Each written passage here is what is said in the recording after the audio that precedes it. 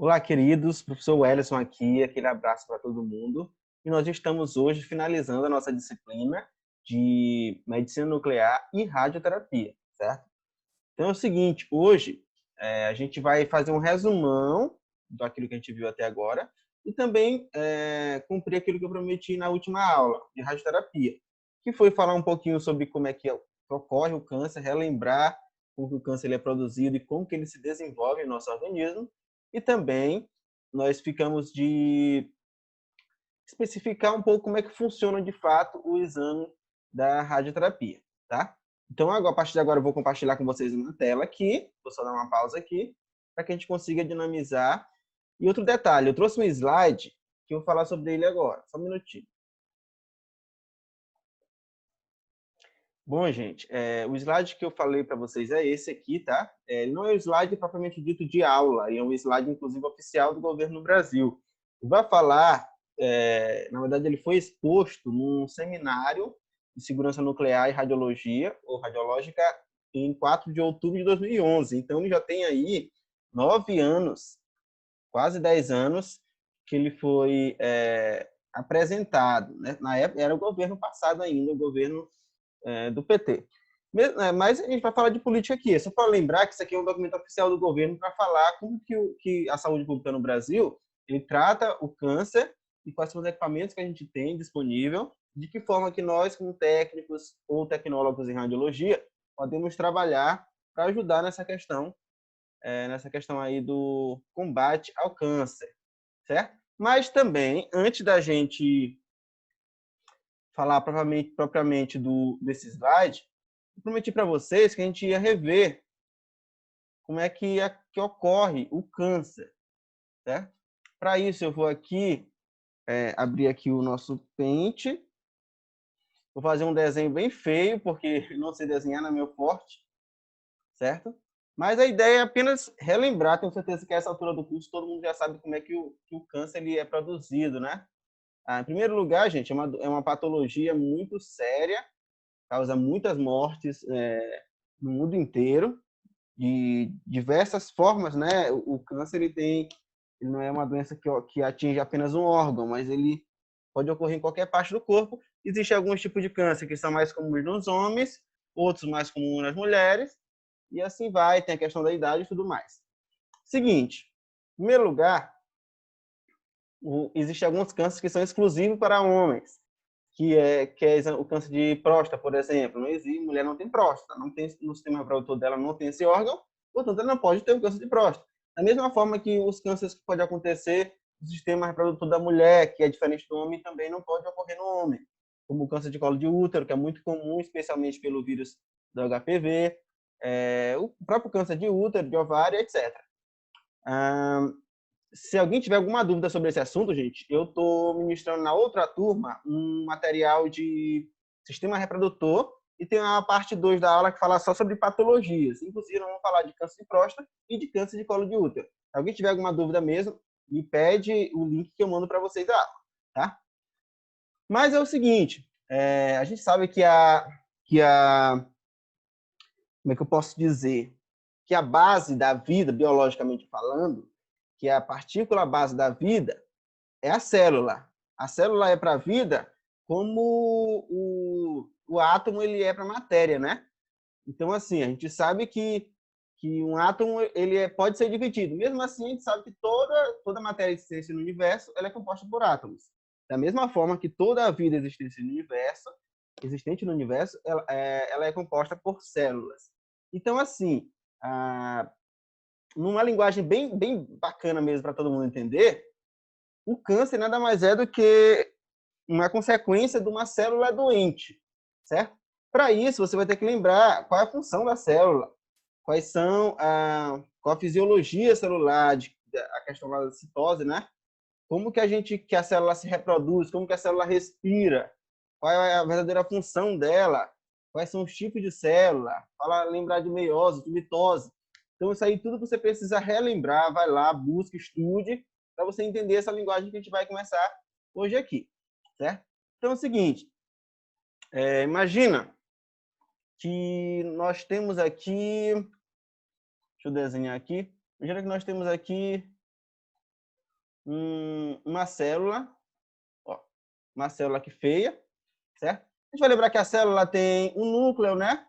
Tem uma membrana plasmática, vocês vão lembrar de todos esses nomes da célula. E o que acontece? No núcleo da célula existe algo fantástico, que a gente chama de DNA, né? Então, eu vou até desenhar aqui. Como eu disse, o desenho ia ficar feio, né? Só mesmo para fins didáticos, se é que podemos chamar de didática, certo? Então, aqui nós temos o DNA. DNA. O DNA é uma sigla, né? Uma proteína que ela é chamada de ácido desoxirribonucleico.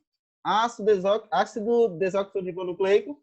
Esse nome assombra a gente no ensino fundamental e médio, especialmente lá no fundamental, se eu não me engano, no 8º ano atualmente, na minha época era a 7ª série. A gente estudava sobre o corpo humano, quando falava em DNA, a professora mandava só falar ácido desoxirribonucleico, a gente já ficava com medo. Imagina estudar um pouco mais sobre ele, certo? DNA é uma proteína fantástica, gente. A gente sabe que é no DNA que estão as informações no nosso corpo, como uma criança ela nasce, o DNA já está escrito de que forma que as células vão se reproduzir para que elas consigam se transformar em órgãos, se transformar em tecidos, em qualquer tipo de outra coisa que exista, certo? Esse DNA, gente, ele é composto, deixa eu só melhorar aqui essa cor, tá? Esse DNA ele é composto por umas coisinhas, ó. Vamos imaginar que o DNA ele é uma biblioteca. A biblioteca ela é um adjetivo coletivo, né, de livros. Ou seja, quando eu tenho vários livros no mesmo local, eu posso chamar aquele local de biblioteca. Então, imagina que o DNA ele é uma biblioteca, tem vários livros aqui. E como é que eu chamo esses livros? Esses livros eu chamo de genes, tá? Ó, genes. É daí que vem a palavra genética mesmo, genes. Nos genes, eles sim têm as informações, eles são os livros. O DNA é uma mistura de vários genes. É basicamente isso, é um adjetivo coletivo de genes. E aí o que acontece? As células, elas acabam tendo uma das suas funções, é a reprodução, certo? Através de mitose ou meiose, para quê?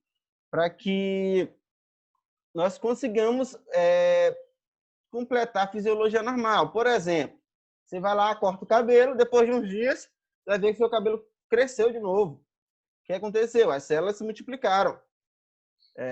Você vai e acontece um corte, você perde o quê? 2 litros de sangue, Deus o livre. Mas depois de um dia você tratando, você vai ver que o seu sangue ele conseguiu se multiplicar e está lá a quantidade certa de novo. Ou seja, as células elas estão constantemente se reproduzindo, algumas mais, outras menos, a gente vai já ver isso aqui. Mas isso aqui acontece a partir das informações que tem esses genes. Ó. Aí é o seguinte, esses genes, eles produzem uma proteína, tá? A proteína, eu esqueci o nome exato da proteína, me perdoe, gente. Essa proteína, ela controla uma parte bem bacana da reprodução celular. A reprodução celular, a parte de mitose, vai ser basicamente isso, numa linguagem bem leiga, tá, gente? Vamos estudar mais sobre isso. A célula vai se dividir em duas, certo? Vai se dividir em duas para que haja reprodução. A produção da célula é assexuada. Então, não precisa de uma célula macho, uma célula fêmea para que elas duas namorem e nasça uma célulazinha. Não precisa disso. A célula tem reprodução assexuada. Então, beleza. Eu vou transformar isso aqui em 2 células novas. Essas 2 células novas podem depois se cortar e aí se transformam em 4 células novas. E no momento certo elas vão se dividir, certo? E assim sucessivamente. A célula pode morrer também, a célula precisa respirar e toda célula, desculpe aí, toda célula vai precisar também de irrigação, de nutrição. Para isso ela precisa de vasos sanguíneos. Mas vamos chegar lá. E aí o que acontece, gente? Só que vocês foram relembrar que estudamos no ensino médio em biologia, ou a gente que trabalha na saúde precisa estudar isso constantemente, que é o ciclo de uma meiose ou mitose, meu Deus. O ciclo de uma reprodução celular, certo? Ela é dividida em 4 ou 5 fases. E aí vai depender muito do teórico, aí eles podem chamar uma de Em alguns teóricos vão dizer que são 4 fases, outros vão dizer que são 5 fases, mas acaba sendo a mesma coisa, só muda o nome ali, certo? Então, o que acontece? Para uma célula se dividir, o que acontece? Para que ela consiga se dividir de verdade, eu preciso passar por uma fase em que a célula pode provar para o organismo que ela tem autonomia, ou seja, que ela tem as mitocôndrias, que ela tem o núcleo, certo? Que ela tem a membrana plasmática, para quê? Para que ela possa ser considerada uma célula, que ela consiga se virar sozinha. Aí eu posso dividir ela de um lado para o outro, porque dos dois lados vai ter uma célula independente uma da outra, certo? Nosso organismo, ele controla isso de uma forma autônoma. E é a partir desses genes aqui, ó, nesses genes tem as informações. Os genes do nosso DNA tem informações para saber se a célula vai se dividir mesmo, se ela está pronta para se dividir e de que forma que ela vai se dividir. Mas isso acontece quando o nosso DNA está saudável. Só que em alguma situação do dia a dia, pode acontecer desse DNA não estar mais saudável, certo? Pode acontecer de haver algum prejuízo hereditário, a gente chama muito de genético, né? Vamos já ver essa diferença. Pode acontecer também do nosso DNA, do nosso gene serem atacados por elementos químicos, perdem propriedades químicas.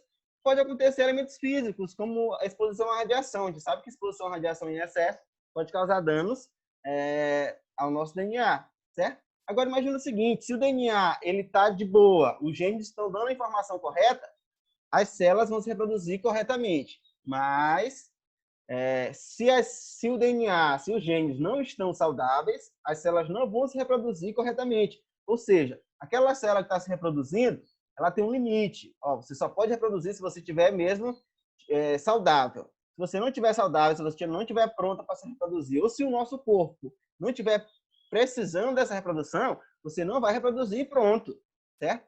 Existe toda uma organização hierárquica em relação às nossas células. Ou seja, as células vão obedecer esse comando do DNA, que tem as próprias informações, certo? Só que já falei, isso acontece quando nós estamos saudáveis. Quando o DNA ele perde essa capacidade, perde essa... Como é que eu posso dizer? Quando ele deixa de estar saudável, né? O que vai acontecer? Ele perde esse controle. Então, ele vai e manda a célula não se reproduzir, a célula se reproduz da mesma forma. E ela vai se reproduzindo, reproduzindo, reproduzindo de forma desordenada. A gente chama isso de neoplasia. E essa neoplasia não é mais do que um tumor, certo? E o pior, o tumor maligno, o tumor cancerígeno, ele é complicado porque ele cria aquilo que nós chamamos de geração. Tem um termo técnico, está sumindo aqui, mas já eu lembro. É um termo técnico que nós usamos para dizer que ele cria novos vasos sanguíneos, certo? Cria novos vasos sanguíneos. Por quê? Porque essas células estão se reproduzindo e formando um tumor por conta de algum desastre que ocorreu no DNA. Isso vai acontecer, isso vai ter uma multiplicação desordenada de células. E aí o que acontece? Essas células precisam respirar assim como as outras células. Células boas precisam respirar, as células ruins, cancerígenas, também precisam respirar. E elas precisam de irrigação, precisam, além de respirar, precisam ser nutridas, certo? Então elas vão pegar os nutrientes que vêm do sangue. Para isso elas vão emitir, como é que eu posso dizer? Elas vão emitir no nosso organismo algumas toxinas que fazem com que o nosso sistema nervoso periférico produza novos vasos sanguíneos. Tem um termo técnico até bonito para isso, gente. Novos vasos sanguíneos. Deixa eu ver se eu lembro aqui. Termina com gênese, né? Mas eu esqueci agora o termo técnico. Mas o que acontece? Ela vai literalmente pegar um vaso sanguíneo e fazer ele nascer até no tumor e encher de vasos sanguíneos esse tumor. E quanto mais aquelas células são nutridas daquele tumor por aqueles vasos sanguíneos, mais vai criar vaso, mais vai aumentar aquele tumor, aumentar. E aí o que acontece? Aquele tumor vai sugar toda a energia. Aqueles nutrientes que estão indo para aquele tumor era para ir para o rim, era para ir para o fígado, era para ir para o estômago, para o cérebro. E aí o organismo do paciente ele começa a ser devastado por conta daquele tumor. O paciente não consegue nutrir o corpo e o tumor, certo? Todo aquele nutriente vai priorizar para aquele tumor. Infelizmente, uma doença muito ruim. Pior ainda é que se um tumor pode causar todo esse desastre no organismo humano, imagina aquilo que nós chamamos de metástase, que é quando esse tumor, quando esse câncer ele se espalha, certo? Uma célula cancerígena entra na corrente sanguínea, gruda em qualquer outro lugar, no cérebro, no fígado, no pâncreas, em qualquer outro lugar, nos ossos, inclusive, na medula, e aí ele cria outro tumor. Agora, se um tumor ele pega toda a nutrição do paciente, imagina um paciente que tem metástases, que tem vários tumores espalhados, certo? Bem complicada a situação. Essa parte aqui, gente, foi só para a gente lembrar como é que um câncer ele ocorre, certo? Eu tinha muito mais coisa para falar. Qualquer dúvida, nós estamos à disposição no WhatsApp para discutir, para debater, certo? Mas foi só um lembrete de como que nós podemos estudar a respeito do câncer, para a gente poder ir para o nosso slide. Isso aqui foi só a introdução da nossa aula, tá, gente? Vamos lá. Agora, eu quero compartilhar com vocês esse slide aqui, ó, que fala um pouco sobre como que a gente trata esse câncer, certo? Esse slide aqui, ele é do Luiz Antônio Santinho, doutor, é claro, né? Ele é médico, mas é doutor também, do INCA, do Instituto Nacional de Câncer. É claro que é de 2011, esse slide já falei. Ele fala sobre classificações aqui, a gente não vai ver o slide todo, só o que interessa para a gente, certo? E tem essa parte bem do slide, que é muito importante, que fala sobre a radiação e o câncer. Então, vamos lá. O uso terapêutico da radiação ionizante, geralmente como parte de um tratamento de câncer para o controle de células malignas. Beleza, já falei que o grande ápice da radioterapia foi a sacada de que, quando descobriu-se que a radiação X, radiação ionizante, ela prejudica as células boas, também percebeu-se que ela pode prejudicar as células ruins. Então, a radiação, que até um tempo era tida com preconceito porque ela causava câncer, hoje ela é vista como um amigo, né? Uma parceira na hora de tratar o câncer, na hora da terapia. Por isso o nome radioterapia. Nós vamos tratar o paciente usando radiação. Vamos lá. Outro detalhe. A gente vai fazer o controle de células malignas com essa radiação. O bacana da radioterapia é que você não vai pegar e encher o paciente de radiação para matar as células boas e as células ruins. Não, você vai tentar, pelo menos, direcionar essa radiação ionizante apenas para aquela região geográfica em que aquele tumor ele vai estar situado, ele vai estar localizado, certo? Então, essa é uma das grandes vantagens da radioterapia. A gente viu como é que funciona mais ou menos esse exame na aula passada. Vamos lá.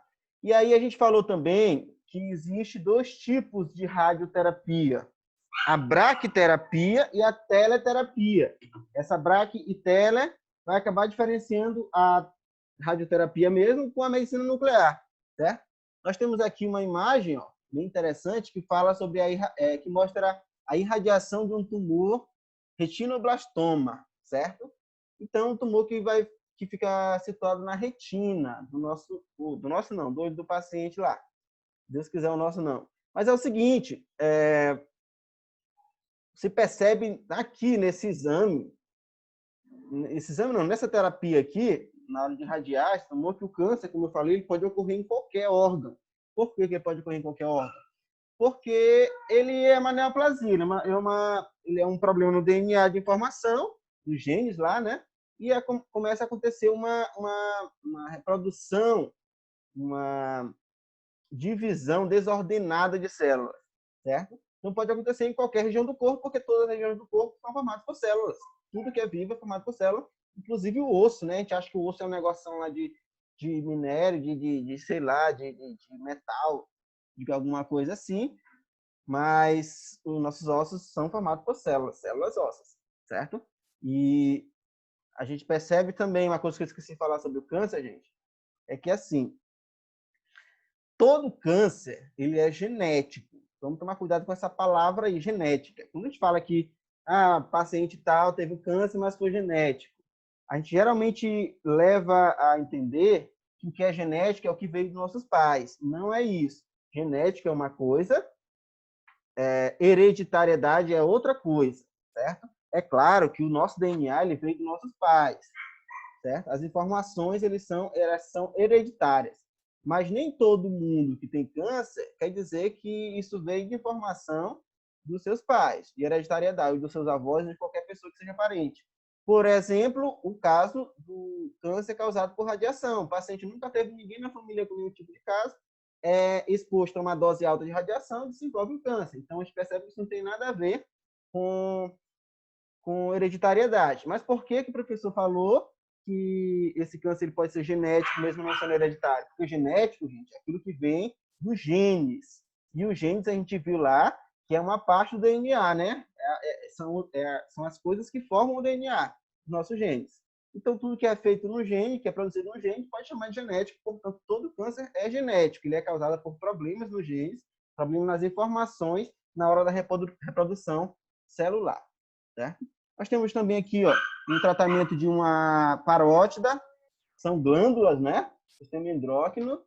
E aqui nós temos um acelerador linear, gente, que é um aparelho que a gente faz esse tipo de procedimento aqui, certo? É uma bomba de cobalto, algumas pessoas chamam, dependendo do material que ele for feito, né?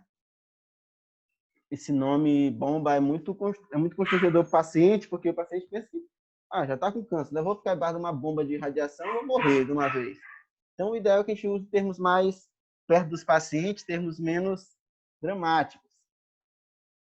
Medicina nuclear já falou na primeira aula, então a gente lembra que é uma especialidade médica, a medicina nuclear não é um exame, é uma especialidade médica, tá? Que emprega radionuclídeos de forma não invasiva. Essa questão de não invasiva aí vai depender muito da opinião de cada cientista, né? Para diagnóstico e tratamento de determinadas patologias. Então, a gente lembra, falamos sobre radiofármacos, sobre câmara de cintilação e etc. Eu particularmente não acho que não é invasivo, né?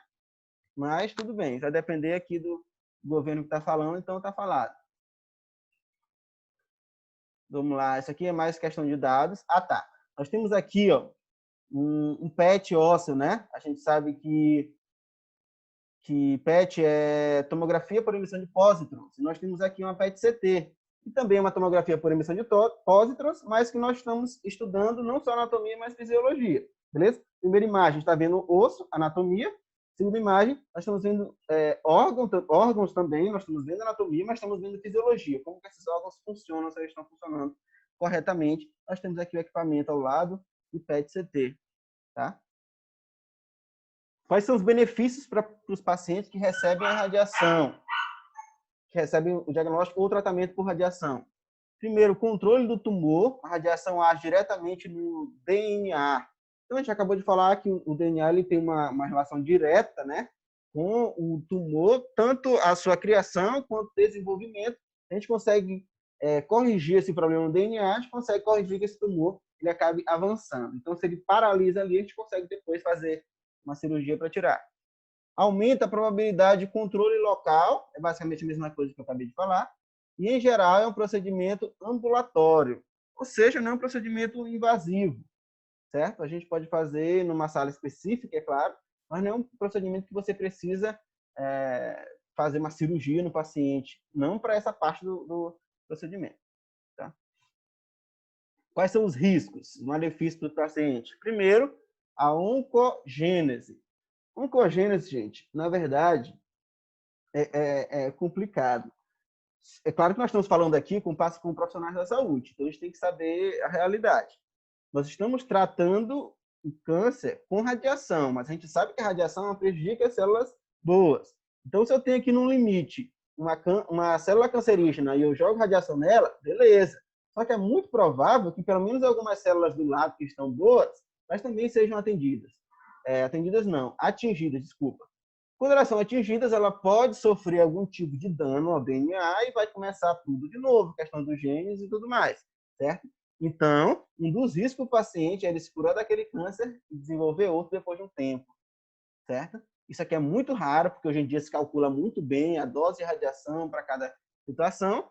Mesmo assim, se isso ocorrer, é um tempo a mais que o paciente ganha para tratar esse outro câncer. Outro detalhe é que o câncer, gente, ele tem muito a ver com a idade do paciente. Quanto mais nosso corpo é desgastado, maior vai ser a probabilidade dele desenvolver câncer. Pessoa, mas tem criança que tem câncer? Tem, mas são casos muito específicos, certo? Geralmente, esses cânceres em crianças são fatores hereditários. não só genéticos. Mas inclusive, existem estatísticas da própria OMS, a Organização Mundial da Saúde, que diz que a cada três pessoas no mundo, uma vai ter câncer até os 75 anos de idade, certo? De qualquer tipo de coisa. E existem os fatores de risco. É claro que o uso de má alimentação, certo? Causa 30% dos casos de câncer, além do tabagismo, que é mais 30%. E aí isso dá 60%. Os outros 40% são espalhados aí com o consumo de drogas lícitas e ilícitas, tem a ver com exposição à radiação e etc. O câncer mais comum no Brasil, no que pareça, é o câncer de pele. Um país muito quente, a gente não tem cultura de se proteger ainda do sol, e ainda é o câncer de pele. Nas mulheres é o câncer de mama, nos homens, o câncer de pele no geral, né? Nas mulheres, câncer de mama, e nos homens, o câncer de próstata. É o mais comum.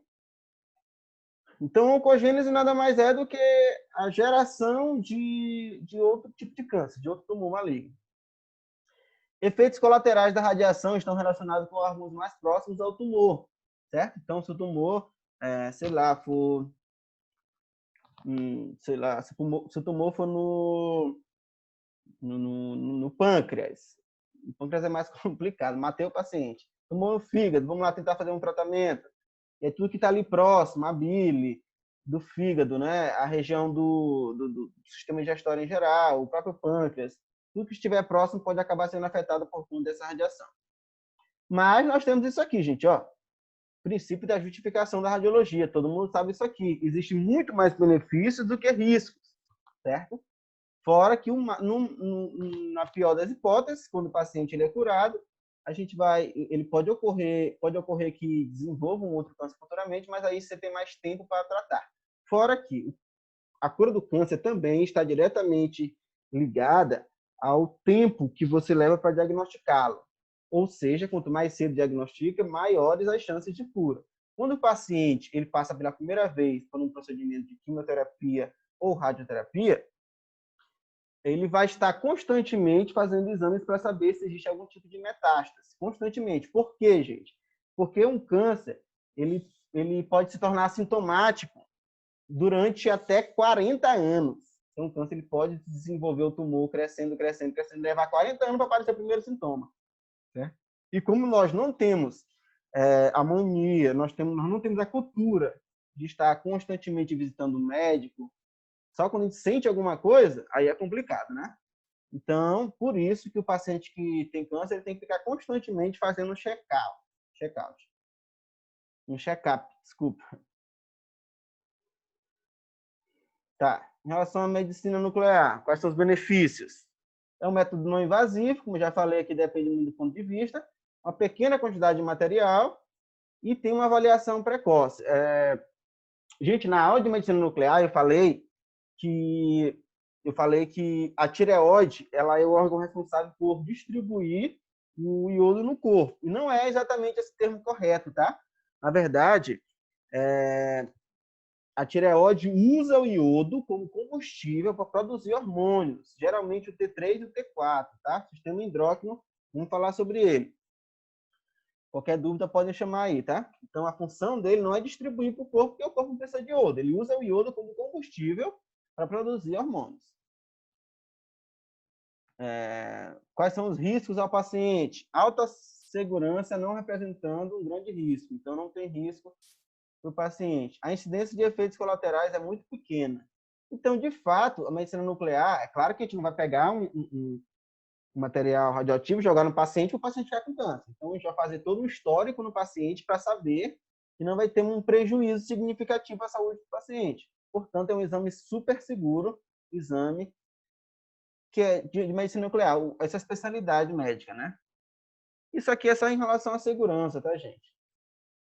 Ah, tá. Isso aqui eu preciso para encerrar a nossa disciplina de fato. Eu queria falar sobre o corpo técnico, quem que trabalha de fato diretamente. Nesse caso aqui, nós estamos falando da equipe do INCA, que é o Instituto Nacional de Câncer, mas nós podemos falar em qualquer hospital, até porque o INCA é o órgão que vai organizar todos os hospitais do Brasil que trabalham com esse tipo de procedimento, certo? Então, na radioterapia, precisam-se de 17 médicos radioterapeutas certificados pelo CBR e pela CNEM, tá? Então, CNEM a gente sabe o que é, né, gente? Conselho Nacional, Comissão Nacional de Energia Nuclear. CBR fugiu agora da cabeça. Precisamos de 10 físicos, físico da radiologia, top. Esses caras aqui, gente, os físicos, eles calculam onde o raio tem que ir para atingir apenas as células ruins e não atingir as células boas. Tem que ser um cálculo aí bem bonitinho. Supervisores de radioproteção, certificados pela Associação Brasileira de Farmacologia e o Conselho Nacional, Comissão Nacional de Energia Nuclear. Então, isso aqui é só para saber se está tudo certo com o paciente e com o profissional em relação à segurança deles. 11 enfermeiros e auxiliares, 44 técnicos de radioterapia. Esses técnicos aqui, gente, radioterapia, podem ser tecnólogos em radiologia ou técnicos em radiologia, tá? Com especialidade, é claro. E engenheiros clínicos. Para medicina nuclear, 7 médicos nucleares, 5 radiofarmacêuticos e biólogos. Esses radiofarmacêuticos podem ser biomédicos especializados também. 5 físicos, sempre tem que ter, os supervisores de proteção, 8 enfermeiros e 8 técnicos em medicina nuclear. Esses técnicos em medicina nuclear também podem ser técnicos em radiologia ou tecnólogos em radiologia, tudo direitinho no conselho, desde que façam uma especialização, certo? Bom, gente, esse aqui é o corpo técnico, é quem vai trabalhar nesses hospitais que trabalham, ou clínicas que trabalham diretamente com câncer. É uma profissão muito bonita, porque a gente vai acabar tratando de pessoas que têm uma doença que ela atinge não só aquele paciente, mas toda a família, todo um contexto. Você pode ajudar a tratar e vencer essa doença horrível. E assim, nós vamos encerrando a nossa aula, a nossa disciplina por aqui. Nós vamos continuar com vocês, como professores, tá?